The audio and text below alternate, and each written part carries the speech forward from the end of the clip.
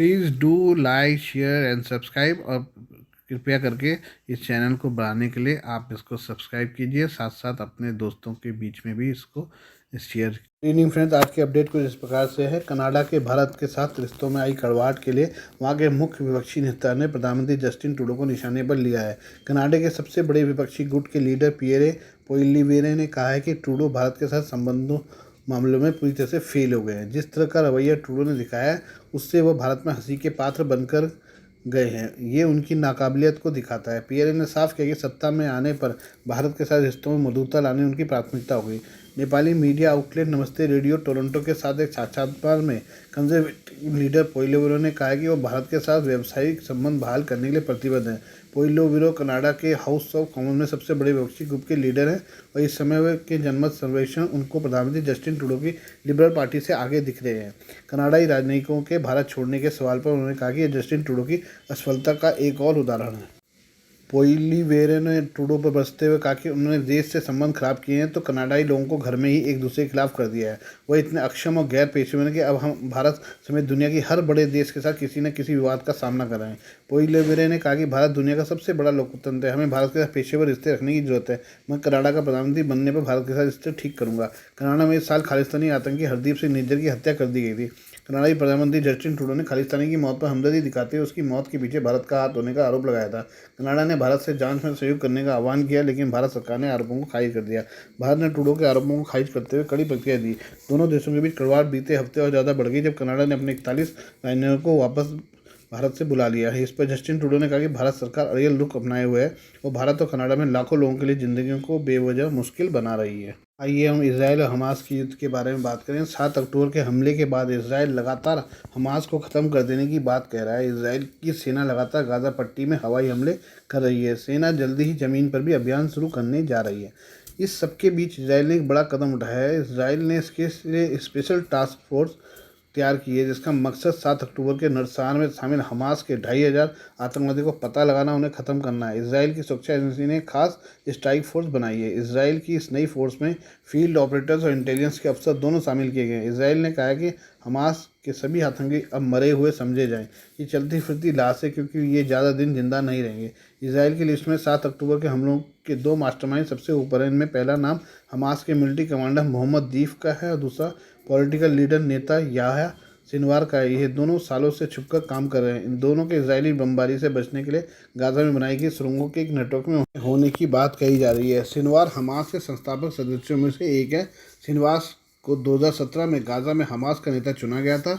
Sinwar को 2015 में America ने अंतर्राष्ट्रीय आतंकवादियों की सूची में जोड़ा था। हमास के नेता दीफ के बारे में कहा जाता है कि वो एक स्थान पर एक रात से अधिक नहीं बिताता है। ऐसे में उसे पकड़ना बड़ी चुनौती है। उसे मारने की 6 कोशिशें अब तक हो चुकी हैं, लेकिन हर बार बच निकला है। हमास को ख़त्म करने के प्रयास में जुटे इसराइल के हाथ अगर सिनवार और दीफ तक पहुँचते हैं तो ये संगठन काफ़ी कमज़ोर हो जाएगा। सिनवार और दीफ हमास की लीडरशिप में टॉप पर हैं। हमास के वरिष्ठ कमांडर और उसकी पत्नी के इसराइल के हमले में मारे जाने का भी दावा किया गया है। हमास से जुड़ी एक समाचार एजेंसी ने संगठन की मिलिट्री विंग के फील्ड कमांडर तलाल अली हिंदी के गाज़ा पट्टी में एक हमले में मारे जाने की बात कही है। तलाल अपनी पत्नी फदवा, अपनी बेटी इसरा और 12 के साथ अपने घर में शरण ले रहा था, तभी उसकी हत्या कर दी गई। हमास कमांडर जिहाद महिशन और कमांडर ऐमान नोफोल को भी इसराइल कार्रवाई में हमले में मार दिए जाने का दावा किया है। इसराइल डिफेंस फोर्स के प्रवक्ता डैनियल हंगारी ने कहा है कि हम युद्ध के अगले फेज में परिस्थितियों के हिसाब से एंट्री करेंगे। इससे फ़र्क नहीं पड़ता कि कौन क्या कह रहा है। हंगारी ने कहा कि वह हमले बढ़ा रहे हैं और खतरे को कम कर रहे हैं। हमारी के ऐलान के बाद माना जा रहा है कि इसराइल की ओर से हमास पर हमले बढ़ सकते हैं। आइए अमेरिका ने जो ईरान को चेतावनी दी उसके बारे में बात करें। इसराइल और हमास के बीच चली लड़ाई में अमेरिका ने एक बार फिर से ईरान और उसके समर्थकों को खुलकर धमकी दी है। अमेरिका ने कहा कि गाज़ा युद्ध को देखते हुए ईरान क्षेत्रीय संघर्ष को भड़काने की कोशिश न करे। अमेरिका के 2 शीर्ष मंत्रियों ने ईरान को लेकर एक गंभीर चेतावनी दी है। इससे ठीक पहले ईरानी खतरे को देखते हुए अमेरिका ने पूरे क्षेत्र में अपनी सैन्य तैयारियों को काफ़ी बढ़ा दिया है। अमेरिका के 2 एयरक्राफ्ट कैरियर कई अन्य युद्धपोत भूमध्य सागर में मौजूद हैं। अमेरिका के अलावा नाटो देशों के भी युद्धपोत भूमध्य सागर पहुंचे हैं। इस बीच तनाव को देखते हुए अमेरिका ने इराक से अपने कुछ कर्मचारियों को दूतावास से हटा लिया है। अमेरिका के विदेश मंत्री एंटनी ब्लिंकन ने CBS चैनल से बातचीत में कहा कि हमें इस बात की चिंता है कि ईरान समर्थित संगठन अपने सैनिकों के खिलाफ हमले तेज कर रहे हैं। हमें आशंका है कि तनाव और ज़्यादा बढ़ सकता है। अमेरिका ने ईरान और उसके सहयोगियों को हमास और इसराइल की जंग को देखते हुए क्षेत्रीय तनाव भड़काने के खिलाफ चेतावनी दी है। अमेरिकी विदेश ने कहा है किसी को भी इस मौके का फ़ायदा इसराइल पर और ज़्यादा हमले या अमेरिका के लोगों पर हमले करने के लिए नहीं उठाना चाहिए। इसराइल के साथ युद्ध शुरू होने के बाद अमेरिकी सैनिकों पर इराक और सीरिया में ड्रोन और रॉकेट से हमले हुए हैं।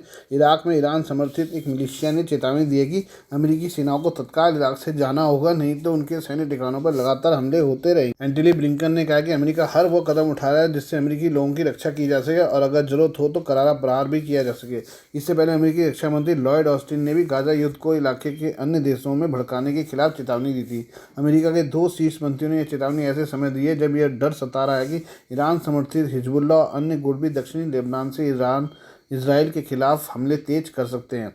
ऑस्टिन ने चेतावनी दी कि अगर कोई समूह या देश इस विवाद को भड़काना चाहते हैं और हमास के खिलाफ चल रही जंग का फ़ायदा उठाना चाहते हैं तो हमारी सलाह होगी कि वे ऐसा नहीं करें। हमारे पास आत्मरक्षा का अधिकार है और कोई भी उचित कदम उठाने से पीछे नहीं हटेंगे। अमेरिका ने ईरान और उसके समर्थकों से निपटने के लिए थार्ड मिसाइल डिफेंस सिस्टम भी तैनात कर दिया है। आइए आज हम जो पूर्व क्रिकेटर बिशन सिंह बेदी जी को श्रद्धांजलि दें क्योंकि उनका आज निधन हो गया है। वो 77 साल के थे। बेदी ने भारत के लिए कुल 77 क्रिकेट मैच खेले थे। गेट स्पिनर ने 273 विकेट झटके थे। बेदी को भारतीय टेस्ट इतिहास के बेहतरीन स्पिनर में एक माना जाता है। उन्होंने अपने दम पर भारत को कई मैच जिताए थे। भारत के पूर्व क्रिकेटर बिशन सिंह बेदी 77 साल के थे। उन्होंने क्रिकेट जगत में भ्रष्टाचार के खिलाफ बुलंद आवाज़ उठाई थी। बेदी ने कई पूर्व क्रिकेटरों के साथ एकजुट होकर दिल्ली क्रिकेट संघ और जिला क्रिकेट संघ में भ्रष्टाचार के गंभीर आरोप लगाए। उन्हें कीर्ति आज़ाद, मनिंदर सिंह, सुरिंदर खन्ना, गुरचरण सिंह जैसे क्रिकेटरों का साथ भी मिला। बेदी ने डीडीसीए में वित्तीय अनियमितताएं और भाई भतीजावाद और राजनेताओं के वर्चस्व के आरोप लगाए। उनका कहना है कि क्रिकेट खिलाड़ियों के चयन में पक्षपात किया जाता है, लिहाजा दिल्ली क्रिकेट की लगाम पेशेवरों के हाथों में सौंपी जाए। बेदी ने भारत के कुल 77 क्रिकेट मैच खेले थे। गेट स्पिनर ने 273 विकेट झटके थे। बेदी को भारतीय टेस्ट इतिहास के बेहतरीन स्पिनर में एक माना जाता है।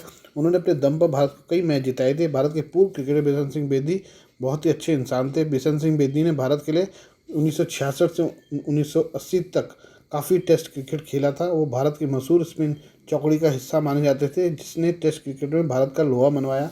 ईरापल्ली प्रसन्ना, श्रीनिवास वेंकट राघवन और चंद्रशेखर इस चौकड़ी में अन्य स्पिनर थे। इन 4 स्पिनर्स ने कुल मिलाकर 231 टेस्ट खेले और 853 विकेट हासिल कर भारत का परचम लहराया।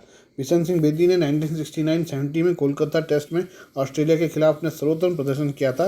बेदी ने तब एक पारी में 98 रन देकर 7 विकेट लिए थे। वहीं पूरे मैच की बात की जाए तो 1977-78 में पर्थ टेस्ट में ऑस्ट्रेलिया के खिलाफ 194 रन देकर कुल 10 विकेट बिशन सिंह बेदी ने झटके थे। उन्होंने टेस्ट में एकमात्र अर्धशतक 1976 में कानपुर टेस्ट में न्यूजीलैंड के खिलाफ लगाया था। बिशन सिंह बेदी को तेज तर्रार क्रिकेटर प्रशासक भी माना जाता था। उन्होंने दिल्ली क्रिकेट एसोसिएशन में कथित भ्रष्टाचार के खिलाफ कई बार खुलकर आवाज़ उठाई। उन्हें कई नामी हस्तियों को इसके लपेटे में लिया। डीडीसीए में उनकी मांगों को न माने जाने पर बेदी ने उनकी सदस्यता से इस्तीफा भी दे दिया था। घरेलू क्रिकेट में बेदी ने पंजाब के लिए क्रिकेट खेला तो वो महज 15 साल के थे। 17 साल की उम्र में वे दिल्ली के लिए रणजी क्रिकेट खेलने लगे। बेदी ने 1974-75 सत्र में रणजी ट्रॉफी के लिए रिकॉर्ड 64 विकेट लिए थे। बेदी ने कई साल तक इंग्लिश क्रिकेट काउंटी में नॉर्थहैम्पटनशायर का प्रतिनिधित्व किया। उनके नाम पर प्रथम श्रेणी से अंतर्राष्ट्रीय स्तर तक 1560 विकेट दर्ज हैं। भारत के पूर्व कप्तान और बाएं हाथ के देश के महानतम स्पिनर बिशन सिंह बेदी लंबी बीमारी से जूझ रहे थे।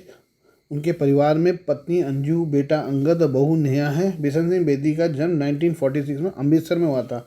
बिशन सिंह बेदी ने भारत के लिए 67 टेस्ट खेले और 266 विकेट लिए। बिशन सिंह बेदी ने पारी में 14 बार 5 विकेट और मैच में 1 बार 10 विकेट चटकाने का कारनामा किया। 1970 के दशक में बिशन सिंह बेदी, ईरापल्ली प्रसन्ना, भागवत चंद्रशेखर और श्रीनिवास वेंकटरामन की मशहूर स्पिन चौकड़ी हुआ करती थी। बिशन सिंह बेदी ने 1975 वर्ल्ड कप में ईस्ट अफ्रीका के खिलाफ मैजिकल वनडे स्पेल फेंका था जिसकी मदद से भारतीय क्रिकेट टीम ने अपने वनडे इतिहास की पहली जीत दर्ज की थी। 1975 के वर्ल्ड कप में टीम इंडिया ने अपने दूसरे मैच में ईस्ट अफ्रीका को हराकर वनडे इंटरनेशनल क्रिकेट में अपनी पहली जीत दर्ज की। आज के लिए बस इतना ही। बाकी मिलते हैं कल आपसे नई खबरों के साथ। धन्यवाद।